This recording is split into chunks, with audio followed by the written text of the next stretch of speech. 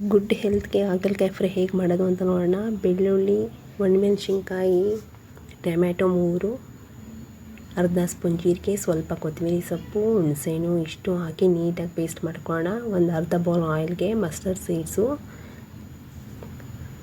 ಕರಿ leaves, onion ಇಷ್ಟು ಹಾಕಿ ನೀಟಾಗಿ deep fry ಮಾಡಬೇಕು. ಆನಿಯನ್ ಸ್ವಲ್ಪ ಕಲರ್ ಚೇಂಜ್ ಆಗಬೇಕು, ಇಲ್ಲಾಂದರೆ ಟೇಸ್ಟ್ ಇರಲ್ಲ ಸ್ವಲ್ಪನೂ. ಅದಕ್ಕೋಸ್ಕರ ಇಷ್ಟು ಈ ಸ್ಟ್ರೆಚರ್ಗೆ ಬಂದಮೇಲೆ ಹಾಗಲಕಾಯಿ ಹಾಕ್ತಾಯಿದ್ದೀನಿ. ಹಾಗಲಕಾಯಿನೂ ಅಷ್ಟೇ ಒಂದು 15 ಮಿನಿಟ್ಸ್ ಆದರೂ ನೀಟಾಗಿ ಫ್ರೈ ಮಾಡಬೇಕು. ಅದಾದಮೇಲೆ ಟರ್ಮರಿಕ್ ಪೌಡರು ಮಿಕ್ಸಿ ಮಾಡಿರೋದು ಪೇಸ್ಟ್ ನೀಟಾಗಿ 20 ಮಿನಿಟ್ಸ್ ಬಾಯ್ಲ್ ಮಾಡಬೇಕು. ಬಾಯ್ಲ್ ಆದಮೇಲೆ ರುಚಿಗೆ ತಕ್ಕಷ್ಟು ಉಪ್ಪು, ಸ್ವಲ್ಪ ನೀರು, ಸ್ವಲ್ಪ ಬೆಲ್ಲ ಆ್ಯಡ್ ಮಾಡ್ತಾಯಿದ್ದೀನಿ. ತುಂಬ ಟೇಸ್ಟ್ ಇರುತ್ತೆ. ಹೆಲ್ತ್ಗಂತೂ ತುಂಬ ಒಳ್ಳೆಯದು.